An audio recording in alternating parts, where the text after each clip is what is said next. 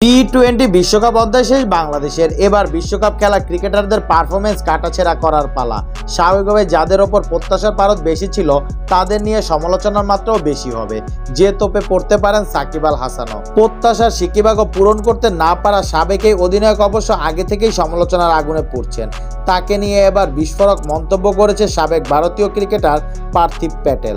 এর আগে দায়িত্বহীন শট খেলে দক্ষিণ আফ্রিকার বিপক্ষে আউট হওয়ার পর সাকিবের ওপর তোপ দেখিয়েছিলেন আরেক ভারতীয় তারকা বীরেন্দ্র সেহবাগ। তিনি তাকে টি-20 থেকে অবসর নেওয়ার আহ্বান জানিয়েছিলেন, যা নিয়ে পক্ষে বিপক্ষে বেশ আলোচনা হয়েছে।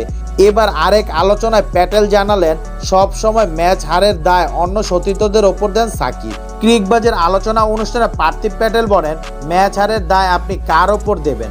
সবচেয়ে বেশি প্রত্যাশা ছিল সাকিবের ওপর, সবচেয়ে বেশি দায়িত্ব ছিল তার ওপর, যেন সে ম্যাচ জেতায় বাংলাদেশকে। কিন্তু বড় ম্যাচ এলেই সাকিবের ব্যাটিং অর্ডার নিচের দিকে নেমে যায়।